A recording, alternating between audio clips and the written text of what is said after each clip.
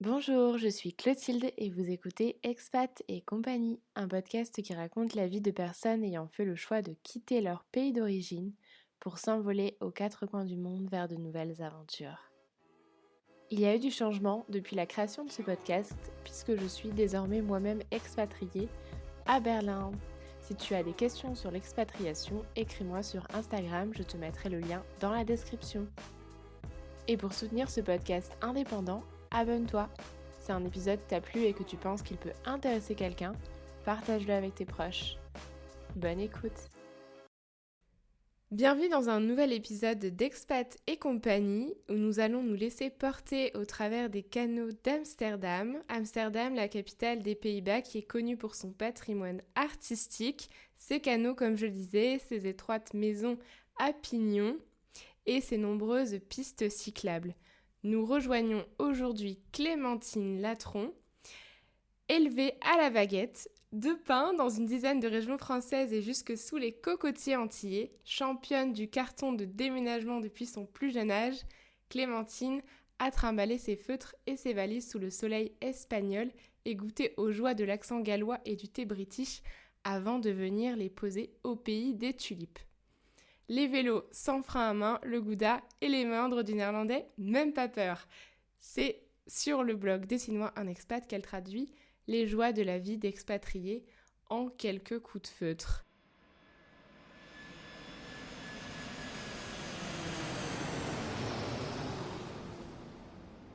Bienvenue Clémentine sur Expat et compagnie. Merci Clotilde. Est-ce que tu vas bien ? Eh ben, ça va très bien. Je t'ai présenté, mais peut-être que tu as envie de te présenter à nos auditeurs avec tes mots. Je pense que l'essentiel est dit. Je m'appelle Clémentine, j'ai 31 ans. Je vis à Amsterdam depuis maintenant 6 ans, en plein cœur d'Amsterdam. Et je suis illustratrice et traductrice à mon compte depuis maintenant 2 ans. Et alors, comment cette histoire a-t-elle commencé ? Est-ce que tu es d'abord illustratrice ou expatriée en premier ? Qu'est-ce qui est venu d'abord ?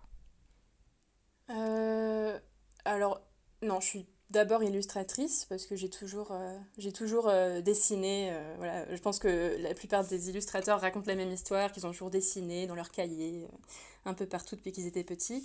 Moi, c'est le cas. J'ai pas vraiment étudié l'illustration, mais par contre, voilà, j'ai toujours dessiné à côté. Et en fait, le dessin est venu, je pense, accompagner mes expériences à l'étranger au fur et à mesure. Et a commencé à faire partie en fait de mon aventure d'expatriée à partir du moment où j'ai commencé à illustrer mes petites aventures de française à l'étranger et en particulier quand je suis arrivée aux Pays-Bas et que j'ai commencé à dessiner pour Courrier Expat, une page par an de Courrier International. Est-ce que du coup, bon, on l'a vu dans cette petite présentation que j'ai lue, est-ce que tu avais un rapport déjà au voyage, un rapport à l'expatriation depuis l'enfance ? Complètement. Alors, à l'expatriation, pas depuis l'enfance, mais au voyage, au déménagement, oui. Parce qu'en fait, et j'ai toujours, un papa militaire qui ensuite est passé dans le corps préfectoral, ce qui fait que depuis ma naissance et jusqu'à mon arrivée à Amsterdam, j'ai déménagé à peu près tous les 3 ans en suivant ma famille. C'était des déménagements en France métropolitaine, mais aussi outre-mer. Et ce qui fait qu'on a pas mal bourlingué, on a pas mal voyagé aussi, parce que quand on était par exemple dans des endroits un peu particuliers, comme aux Antilles où on est parti 2 fois, on en profitait pour aller visiter les pays limitrophes, les îles d'à côté. Et je pense que ça nous a donné à tous le goût du voyage. Et ce qui fait que, en fait, à partir du moment où j'ai fait mes études, moi je suis partie dans les langues. J'ai fait une école de traduction et qui m'a permis de continuer à voyager en faisant des stages, un Erasmus à l'étranger. Donc oui, c'est très lié à mon enfance, je dirais. Oui, tout s'explique. Ceci explique cela. Voilà. Et alors aujourd'hui, donc tu vis depuis plus de 6 ans à Amsterdam. Pourquoi Oui. as-tu choisi les Pays-Bas ? C'était un petit peu par hasard et en même temps pas trop par hasard.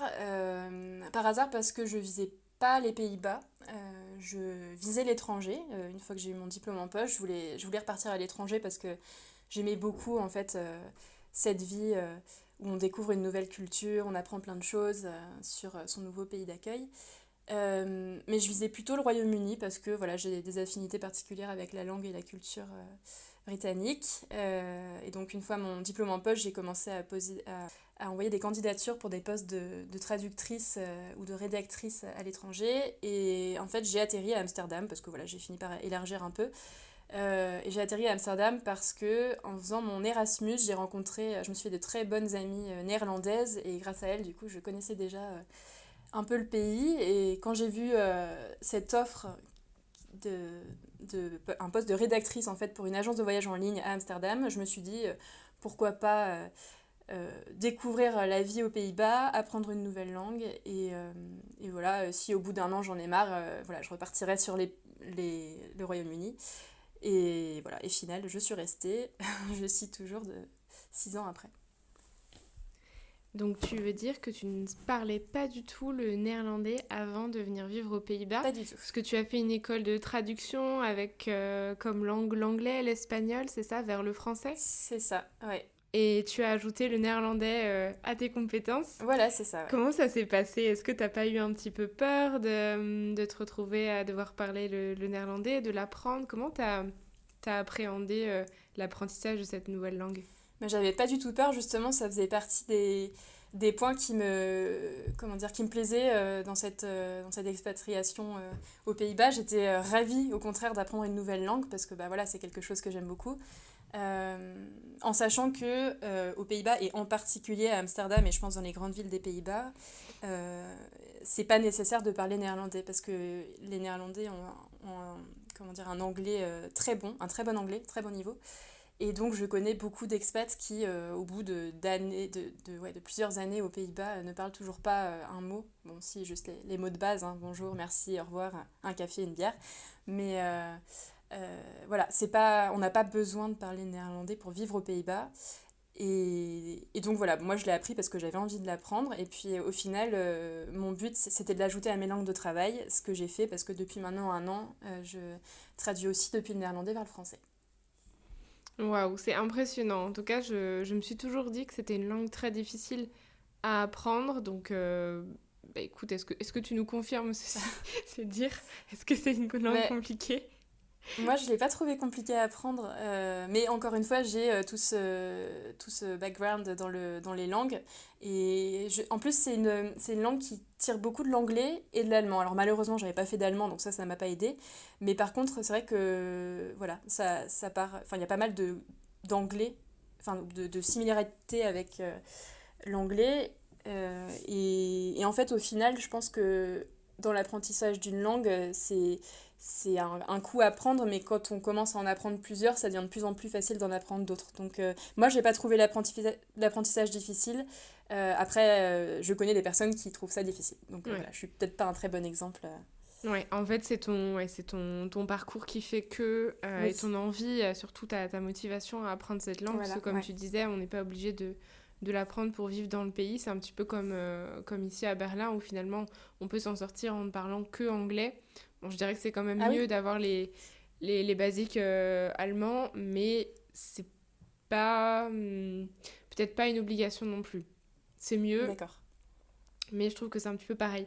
Et les Néerlandais ont un système éducatif dans lequel les langues étrangères enfin, tiennent une place importante.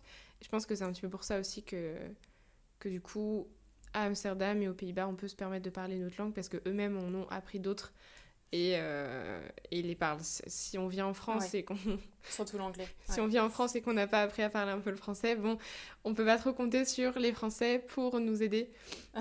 Mais ils ont d'ailleurs, enfin, ils ont en fait un système d'apprentissage de la langue qui est très différent du français parce que moi j'ai l'impression qu'en France on met énormément l'accent sur l'écrit, alors qu'ici ils mettent vraiment l'accent sur l'oral et par exemple les programmes à la télévision sont tous doublés et non, c'est le contraire. Ils sont en version originale sous-titrés, les films étrangers par exemple, et non doublés comme c'est le cas sur les chaînes publiques françaises. Donc je pense que ça, Hmm, ça aide pas mal intéressant. aussi. Hmm. Et justement, tant qu'on est dans le milieu de la culture, on a parlé de la langue. Est-ce qu'il y a d'autres différences culturelles qui t'ont marqué depuis ton arrivée aux Pays-Bas? Bah, justement, j'ai trouvé en arrivant que finalement, il n'y avait pas énormément de... Enfin, si, il y a bien sûr plein de différences culturelles, mais pas de choses vraiment frappantes. Ou alors, c'est peut-être que j'ai oublié. Peut-être que ça fait trop longtemps. En fait, c'est plutôt des petites choses amusantes qu'on finit par réaliser. Et... Alors là, j'ai pas forcément d'exemple, mais qu'est-ce qui est très différent? Par exemple, au niveau des repas, c'est vrai que quand mes amies néerlandaises voient que je fais 3 repas par jour, dont 2 repas chauds, notamment le midi, elles trouvent ça fou parce que ici le midi, on mange sur le pouce le midi, c'est une tartine, ouais, c'est un petit sandwich ou une tartine, un verre de lait et ça repart, alors que voilà, nous on a l'habitude de faire un repas chaud. Ouais. C'est plein de petites choses comme ça. Il faudrait que je réfléchisse pour trouver plus d'exemples. Il y a la culture du vélo aussi qui marque beaucoup quand on arrive. Maintenant, voilà, pareil, je me suis habituée, mais c'est vrai qu'en arrivant, quand on est touriste, par exemple, on va être fasciné par les parkings à vélo qui sont sur plusieurs étages, sur le fait que les Néerlandais font absolument tout à vélo. J'en ai fait quelques dessins d'ailleurs, voilà, qui vont, je sais pas, traîner leurs valises jusqu'à la gare à vélo, promener leurs chiens à vélo, transporter leurs meubles Ikea à vélo, enfin il y a vraiment de tout, c'est très rigolo à regarder. Euh, les enfants aussi qu'on transporte dans des backfits, là les vélos avec les petits, Oui. je sais pas comment on appelle ça, la caisse devant. Ouais, ouais, Euh, je vois ce que tu veux ouais, dire. voilà, c'est des petites différences culturelles. Voilà, j'ai pas eu de choc, quoi. Pas de Ouais. choc culturel en arrivant. Il y a rien ouais, il y a rien de très choquant, il y a rien de très très différent, mais il n'empêche que ça reste quand même dépaysant. Oui, ça reste des paysans, ouais. Est-ce que tu as eu besoin de t'adapter à certaines choses ou finalement ça vient un petit peu naturellement comme tu disais, voilà, le repas sur le pouce le midi, bon, c'est pas hyper compliqué Mm. de s'y adapter, quoi. Non, je me rappelle pas d'avoir eu des difficultés d'adaptation particulières. Hmm, Euh, non, je crois pas. ok. J'étais en train de feuilleter ton livre pour essayer de voir si j'allais, moi, trouver aussi des différences. Alors le livre se concentre pas vraiment sur les Pays-Bas, en fait, on a pris des... Donc c'est un recueil de mes dessins sur le site Dessine-moi un expat, sur le blog, mais justement j'ai pris des situations et des dessins plutôt généraux qui peuvent s'appliquer à n'importe quel expat dans n'importe quel pays. Donc je sais pas si tu trouveras beaucoup d'exemples néerlandais, mais... Il me semblait qu'il y en avait un passage, mais effectivement, c'est un livre qui retrace plein d'anecdotes d'expatriés et moi, je m'y suis pas mal retrouvée. Et notamment sur la couverture, simplement avec le fait de dire Eps, j'ai une adresse qui fait de vraies baguettes et des croissants en bout de Oui. croissant. Est-ce que ça vous intéresse Clairement, quand je suis personnellement arrivée à Berlin, qui est pourtant pas très loin de la France, et toi non plus, à Amsterdam, on n'est pas très loin de la France, Ouais, non. mais c'est un savoir-faire typique qu'on retrouve pas à l'étranger et ça peut vite manquer alors que quand on est en France on s'en rend même plus compte qu'on a notre baguette Ouais. fraîche, croustillante avec des croissants qui ont un vrai goût de beurre.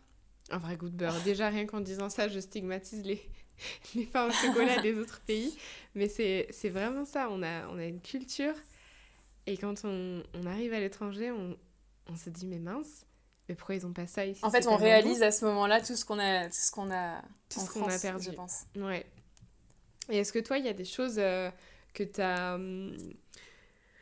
Dont tu. Enfin, des choses qui te manquent, des choses que peut-être tu regrettes d'avoir Bah, quitté ou pas tellement? pas vraiment non plus parce que, bah, comme tu dis, je suis pas loin de la France en fait. En temps normal, je saute dans un Thalys, en 3h20, je suis à Paris. Donc c'est vrai que voilà, avant le Covid, j'y étais assez régulièrement, ce qui me permet de voir ma famille et mes amis et voilà, de replonger dans toutes les spécialités françaises qui me manqueraient sinon. Voilà, je suis pas très compliquée en termes de nourriture, donc voilà, il y a des choses qui me manquent et que je suis contente de retrouver quand je rentre en France, mais voilà, il y a rien de d'affreux quoi. Enfin, Ouais. Ok. Est-ce que tu te sens pleinement intégrée aux Pays-Bas, à Amsterdam? mhm. Euh, alors je pense que je me sentirais pas 100% intégrée tant que je maîtriserais pas la langue parfaitement. C'est-à-dire tant que là j'en suis encore à un stade où voilà, je vais pouvoir alors il est un peu rouillé à l'oral mon néerlandais parce que je le pratique très rarement. parce que les amies néerlandaises que j'ai, par exemple, datent de mon Erasmus, donc on parle surtout en anglais, on a l'habitude de parler en anglais. Et puis parce que vivant à Amsterdam, les gens, quand ils entendent qu'on n'est pas natif, sautent directement à l'anglais parce que ça va être beaucoup plus simple. Et puis en temps normal, voilà, ils se disent oh là là, au secours, touriste. Donc voilà, il est un peu rouillé, mais voilà, donc je vais avoir des conversations, je peux avoir des conversations, mais il y a toujours un moment où je vais dire à la personne, enfin faire répéter 3 fois à la personne et puis dire je suis désolée, là j'ai pas compris. Donc je pense que tant que je serai pas 100%, comment dire, voilà, tant que je maîtriserai pas à 100%, je me sentirai pas 100% intégrée. Mais après, voilà, je me sens complètement chez moi, ma vie maintenant est ici, j'ai fait mon petit cercle d'amis, donc oui et non. C'est intéressant. Réponse de Normand. C'est intéressant de voir que pour toi, la langue est la première chose, le premier critère Bah, d'intégration. parce que je dirais pas le premier critère, mais c'est un critère important parce que euh, le fait de devoir passer à l'anglais, en fait, bah, tu sens que t'es pas d'ici, quoi. Mm. Enfin, Ouais, et puis si... ou moi, ouais. ouais, et puis si tu vas dans une boutique et qu'on switch à l'anglais alors que t'as fait tous les efforts du monde pour prononcer correctement Ouais. la phrase et demander ce que tu voulais demander, c'est vrai que ça peut être un peu frustrant, un peu frustrant. Je le vis aussi au quotidien. Ah bon. Je fais d'énormes efforts pour parler allemand correctement et j'avoue que quand on me répond en anglais, je me dis bon ok, je suis grillée, j'ai l'étiquette Après, moi, je pense que touriste je suis sur la grillée tête. directement parce que je pense que mon accent doit être assez fort, mais Hmm. Je vais passer à un tout autre sujet, mais sans ouais. aucune transition. Euh, Est-ce que la vie est chère aux Pays-Bas? Est-ce que dans ta vie quotidienne, il y a des choses que tu as remarquées qui étaient particulièrement plus chères ou moins chères par rapport à la Bah, France? alors, moi, juste avant Amsterdam, j'étais à Paris. Donc, c'est pas vraiment un critère par rapport à toute la France. Je peux comparer par rapport à Paris. Et par rapport à Paris, je dirais que la vie, de manière générale, est un peu moins chère. Sauf pour ce qui est du logement, parce que le logement, c'est vraiment la guerre ici pour trouver quelque chose. Ça l'était déjà un peu quand je suis arrivée, alors maintenant c'est encore pire. Donc voilà, au niveau du logement, il faut débourser autant, voire plus qu'à Paris. Mais pour le reste, je trouve que ouais, c'est un peu moins cher. Ok, ok, bon, bah, c'est bon à savoir. Au niveau du coût de la vie, mis à part sur le logement, sinon on n'aura pas de surprise particulière.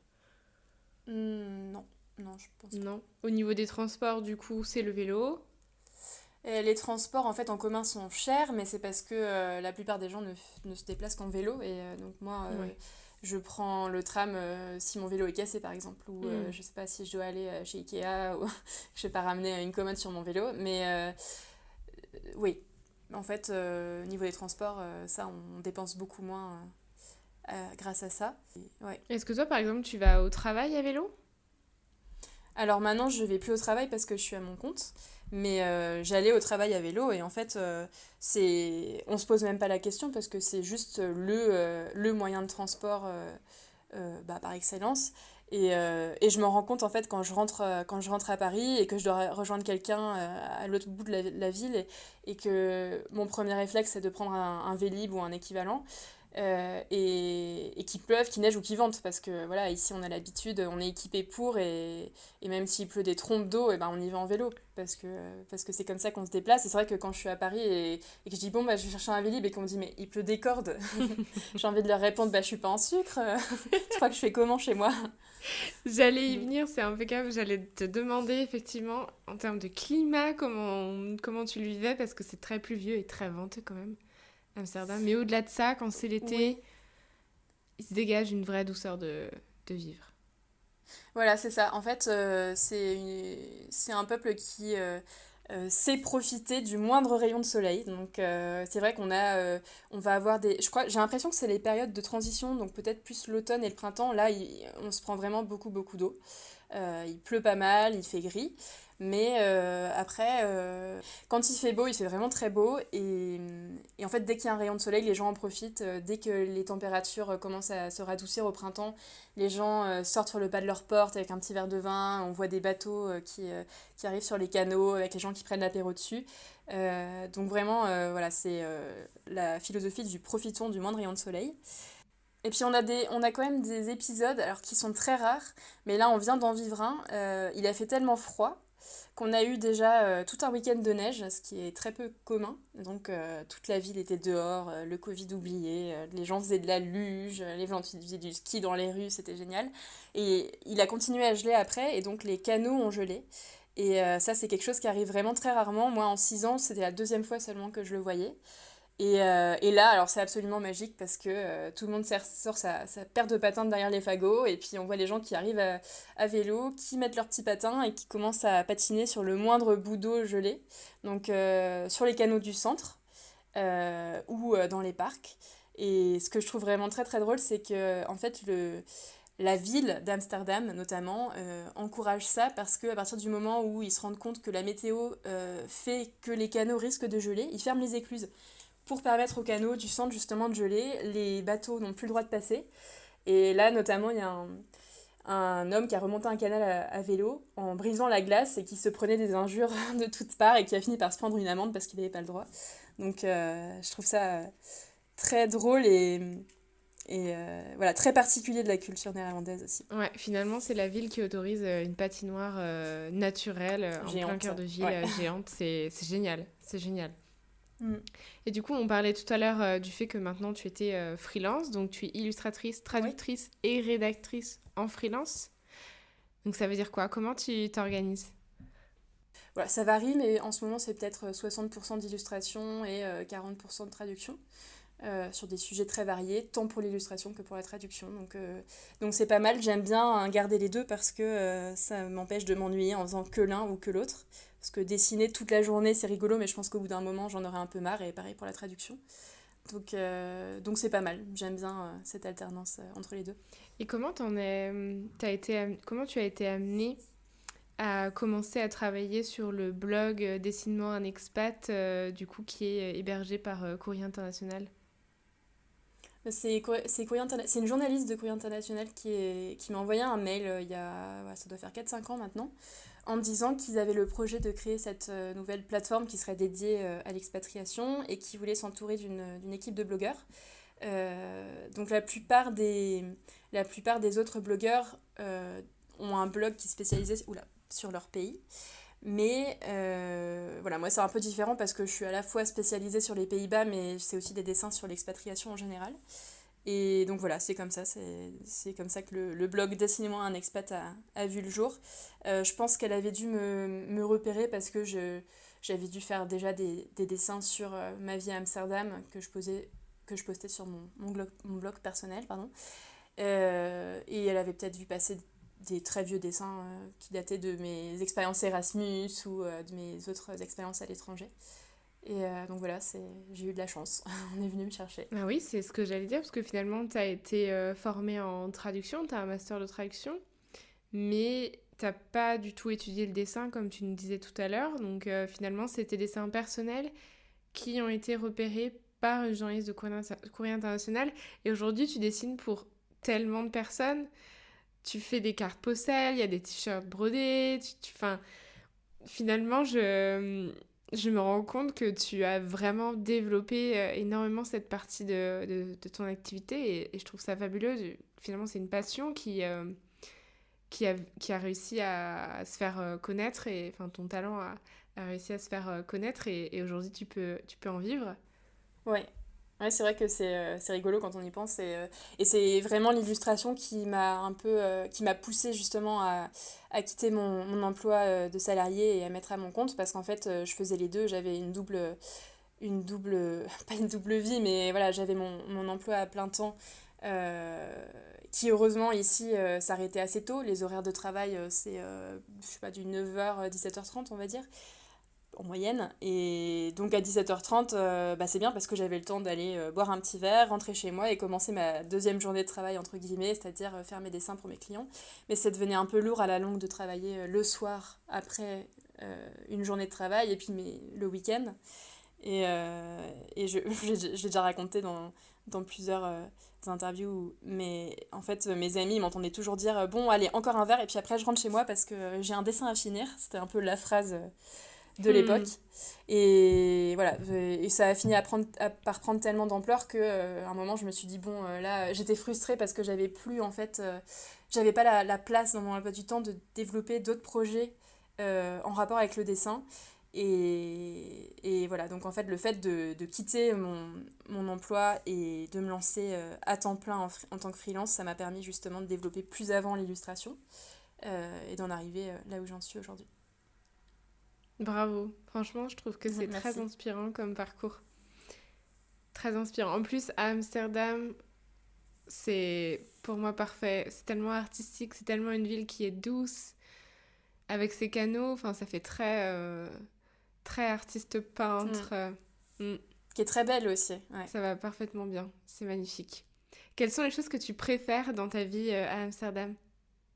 J'aime bien justement que voilà, c'est une ville qui est toute petite, enfin qui est toute petite, qui est à taille humaine. Disons que le centre est vraiment pas très grand, on peut tout faire à pied. Et puis en fait, la ville, tout se fait à vélo. En fait, en plus, moi j'habite dans le centre, donc je suis vraiment à 20 minutes des endroits les plus éloignés où je veux aller. Donc ce qui me plaît beaucoup justement, c'est de pouvoir tout faire à vélo. Parce que c'est vrai que maintenant, quand je rentre en France et que je dois prendre le bus ou le métro, c'est vraiment pas une partie de plaisir. Et en fait, j'aime que ce soit une ville qui soit à la fois très belle, parce que les canaux et les maisons, ça fait 6 ans que je les prends en photo en fait. Hein. Je pense que je dois avoir des millions de photos sur mon téléphone, et des mêmes bouts de canaux d'ailleurs, probablement. Mais je m'en lasse pas. Et puis, et oui, en fait, ce que je disais tout à l'heure, le mode de vie est vraiment chouette, quoi.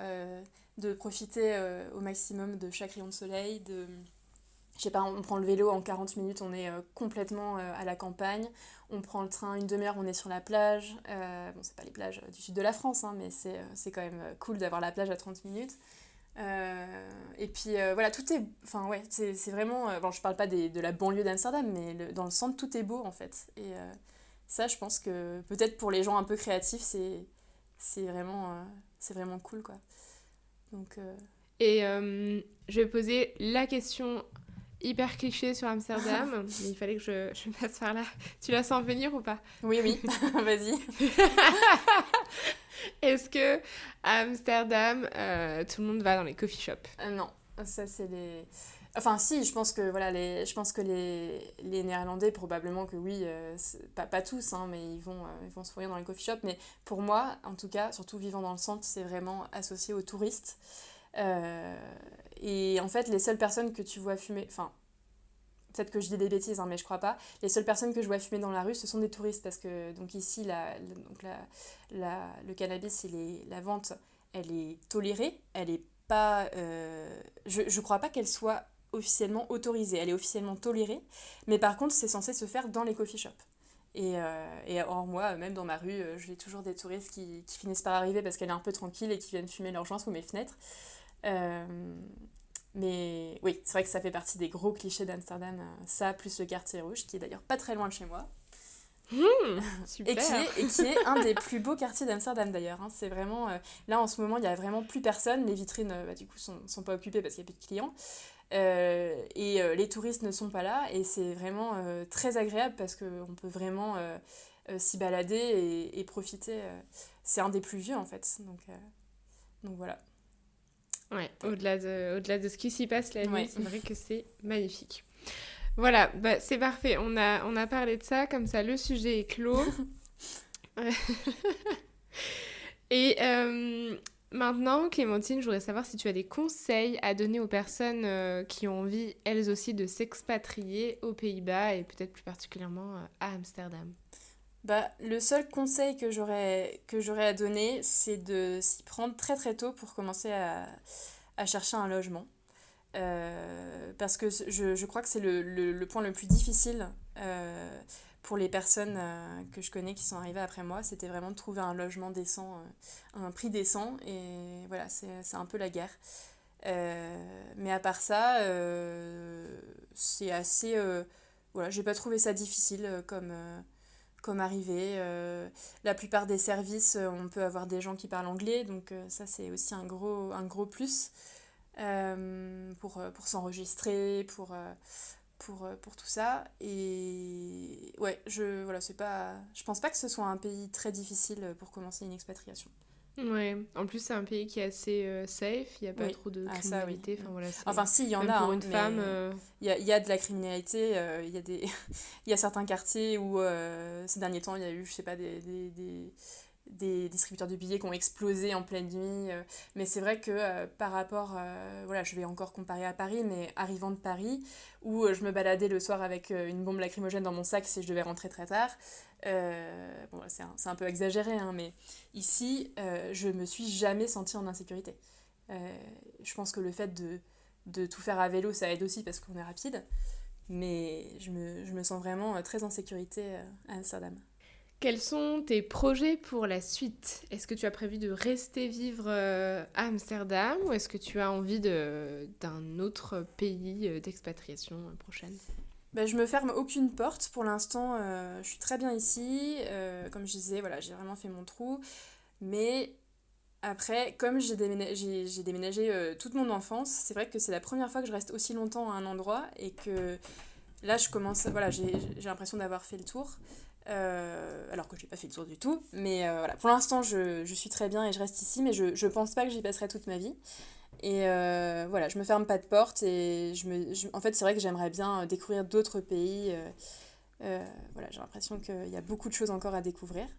Donc voilà, pas de, Oui. pas de certitude.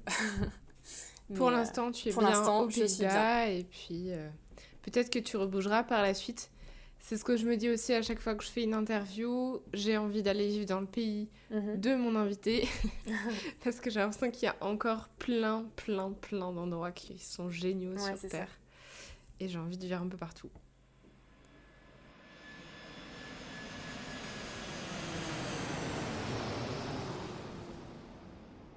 Nous allons passer maintenant à la dernière partie de cette interview qui est la petite interview dans l'interview. Clémentine, peux-tu me dire quel est ton endroit préféré au monde? Alors, c'était la question la plus compliquée parce que pour moi, c'est difficile de faire des choix.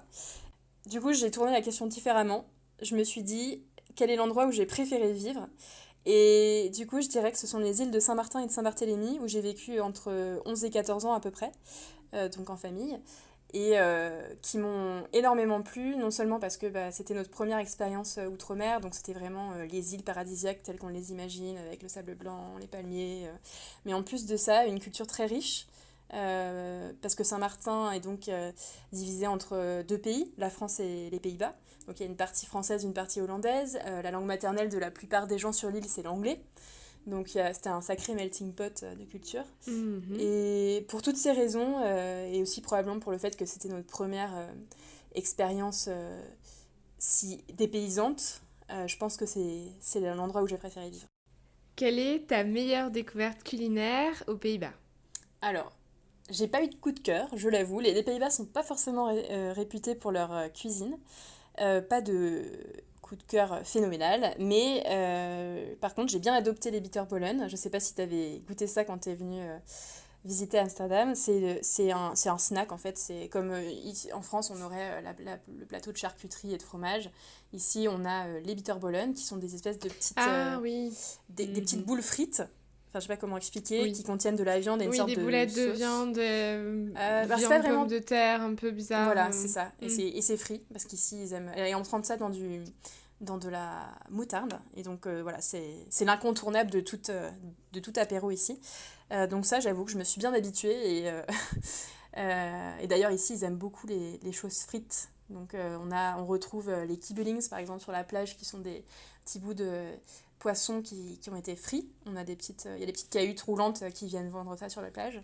Et toujours dans le côté frit, il y a le febo, qui est une sorte de snack où on vient chercher donc toujours des croquettes, en fait, des croquettes frites qui sont dans des petites cases dans un mur. Je sais pas si tu en as fait expérience, mais en fait, c'est comme un fast-food. On rentre dedans et on met une pièce de 2 euros. Il y a plein de petites cases transparentes avec à l'intérieur des croquettes. Et voilà, ça s'ouvre quand on met ces 2 euros, on sort la croquette et on la mange. Ça a l'air horrible comme ça, mais en fait, elles sont faites derrière, donc elles sont assez fraîches. Ouais. Ah ouais, non, je connaissais voilà. pas du tout. Et puis, ouais, donc ça serait... C'est pas ma meilleure découverte, mais je trouve ça rigolo, j'aime bien. Ouais, c'est pour le côté ludique. Ouais, voilà. Et à l'inverse, quelle est ta pire découverte culinaire aux Pays-Bas aussi? Et la pire découverte culinaire, alors c'est très personnel parce qu'il y a beaucoup de gens qui aiment ça, mais c'est le hareng nouveau, le herring. Alors ici, il y a plein de petits stands en fait où on le vend toute l'année, mais c'est vrai qu'il y a une saison du hareng nouveau aussi, qui est au printemps, il me semble. Et donc c'est du poisson cru. Qui est servi soit accompagné d'oignons et de tranches de cornichons sur du pain, soit qui est servi comme ça, cru, et en fait on le prend par la queue, on penche la tête en arrière et on le gobe. Mais comme moi je suis pas une très grande fan de poisson, surtout de poisson cru, voilà, c'est pas du tout ma tasse de thé. Oui, c'est pour ça que tu disais que c'était très personnel. C'est vrai que ça peut être rebutant pour certaines personnes et d'autres qui vont bien aimer ou même adorer. C'est particulier. En effet. Est-ce que tu as une anecdote d'expatriation à nous partager? Alors là, ça c'est pareil, c'est très compliqué, surtout que je passe ma vie à les dessiner, donc je sais pas quoi choisir. Mais il y en a une que c'était question facile, ça, c'est une question pour toi, il y a 1000 réponses. Une de celles que j'aime bien raconter, ça fait partie de mon apprentissage du néerlandais. Et au moment où j'ai commencé donc à apprendre le néerlandais et où j'envoyais des emails par exemple à mes profs de néerlandais, où peut-être, je sais pas, à l'époque c'était peut-être pas des clients, peut-être que c'est des clients pour le dessin, bon bref, et je me suis lancée, j'ai décidé de l'écrire en néerlandais, et donc en fait l'équivalent du bien cordialement en néerlandais c'est groetjes, qui s'écrit Groetjes, et sauf que en fait moi je m'étais trompée et je signais groentjes, donc le même mot mais avec un N supplémentaire, et j'ai fini par me rendre compte que je signais groentjes. Et là, j'étais très embêtée parce que groentjes, ça veut dire plus ou moins petit légume. Donc en fait, pendant plusieurs échanges de mails, au lieu de signer bien cordialement, je signais petit légume et personne ne m'en avait fait la réflexion. Mais voilà, celle-là, je l'aime bien comme anecdote. Oui. Ouais, ça peut arriver, c'est énorme qu'avec une seule lettre, finalement, ça change complètement le sens. Petit légume. Bah, remarque, c'est pas tellement gênant. T'aurais pu... Ça aurait pu être pire. Changer une lettre et que ça fasse une insulte ou quelque chose d'un peu plus gênant. Mais là, finalement, petit légume, c'est mignon. Ça reste c'est mignon. Ça va. C'est pour ça, ils en ont pas tenu rigueur. Ils se sont dit, bon, de toute façon, elle est française. Voilà. C'est bon, petit légume, c'est mignon. Est-ce qu'il y en a une autre que tu voulais nous partager tant qu'on y est ou... Une autre anecdote. Alors là... Non, on en parlait avant l'interview. J'ai aussi fait un dessin sur le fait que quand on arrive dans un nouveau pays, on ne sait pas trop ce qu'il y a sur les emballages des choses qu'on achète. Et apparemment, tu as vécu la même chose que moi, c'est-à-dire que pendant plusieurs semaines, j'ai lavé mon linge à l'adoucissant et pas à la lessive parce que je ne savais pas comment on disait. Donc, oui, voilà, c'est des choses du quotidien qui sont rigolotes quand on s'en rend compte. Oui, comme on parlait des pâtes à tarte aussi, qui sont rectangulaires ici. Enfin, ici pour moi, à Berlin et à Amsterdam aussi, elles sont rectangulaires. Elles sont rectangulaires. Et en fait, c'est un sujet, j'ai remarqué, qui plaît beaucoup aux gens et qui fait beaucoup réagir. Dès que je poste un dessin, mon fameux dessin de la pâte à tarte rectangulaire qu'il va falloir découper et coller pour rentrer dans le moule rond, j'ai vraiment beaucoup de gens qui réagissent parce que soit ils en trouvent pas dans leur pays d'adoption et donc ils sont au désespoir parce que voilà, qu'est-ce qu'un Français dans une pâte à tarte, hein, on est d'accord, soit parce que ils doivent faire leur découpage et donc ils se reconnaissent dedans. Et après, j'ai toujours les gens qui envoient des tips qui disent mais si t'habites à Amsterdam, tu peux en trouver à tel endroit, si t'habites dans tel pays, elles sont surgelées et elles sont carrées. Et donc, je trouve ça vraiment très drôle que ce soit un sujet aussi fédérateur en fait et aussi Ouais, alors que c'est discuté. super. Alors Ouais, que alors que c'est c'est pas une non anecdote plus un quoi. sujet de Ouais. société, Bah quoi. non. Oui, c'est juste une pâte à tarte, Donc je trouve ça rigolo. mais c'est vrai on se passe nos petits secrets, nos Voilà. petits bons plans. Moi, c'est aussi le beurre. Ah, Je sais pas si vous arrivez à avoir du bon beurre à Amsterdam, enfin du beurre qui a un goût de beurre français. si, il y a du... Alors c'est vrai qu'ils ont beaucoup de catégories de beurre et il y en a, je sais pas très bien ce qu'il y a dedans, mais c'est quand même un pays où il y a beaucoup de vaches, donc on a pas mal de beurre, ça va, il est bon. Ouais. Ouais, bon, ça va. Ok, parce que moi, je sais que j'arrive à trouver du beurre français ici, à Berlin, et j'ai fait un gâteau l'autre fois avec ce beurre-là, le beurre salé, breton, enfin voilà, du bon beurre, et on m'a dit, ah, mais c'est génial, ton fondant au chocolat, il a vraiment un goût de fondant au chocolat, il a un goût de beurre, mais comment tu fais? C'est du beurre Moi, français. j'arrive pas à trouver du bon beurre et tout. Et je leur dis, mais attendez, il faut aller dans tel supermarché, à tel endroit. Il y en a, mais pas tout le temps. Alors moi, quand j'y vais, j'en prends 3 ou 4 et je les mets au congélateur. Ah oui, d'accord, carrément. Donc ouais, non, c'est toutes des stratégies quand même, hein. Ah La bah, pâte à tarte en fait partie. sur le sujet des stratégies, il y a un an, une des chaînes principales de supermarchés des Pays-Bas a commencé à vendre au rayon surgelé des produits Picard. Et alors là, ça a été le branle-bas de combat chez les expats français aux Pays-Bas qui se refilaient sous le manteau. Dans tel Picard, j'ai trouvé des petits fours. C'était super drôle. Moi, Mais oui, c'est incroyable. malheureusement, les miens ont arrêté d'en vendre. Je pense que les gens de mon quartier n'étaient pas fans. Ça n'a pas dû marcher. Bah oui, non, mais j'avais lu aussi cet engouement pour Picard à l'étranger, j'ai jamais compris, mais apparemment ça fait débat aussi. La nourriture fait débat. Tout à fait. C'est le sujet qui fait le plus réagir dans mes dessins, j'ai remarqué. Ouais. Et c'est aussi un sujet que j'adore, et du coup, c'est pour ça que j'y consacre mes petites questions de l'interview. Voilà. Bon, on en a terminé, Clémentine. Je te remercie pour cette interview, Merci à toi. et puis bah à bientôt. À très bientôt. Merci Clotilde.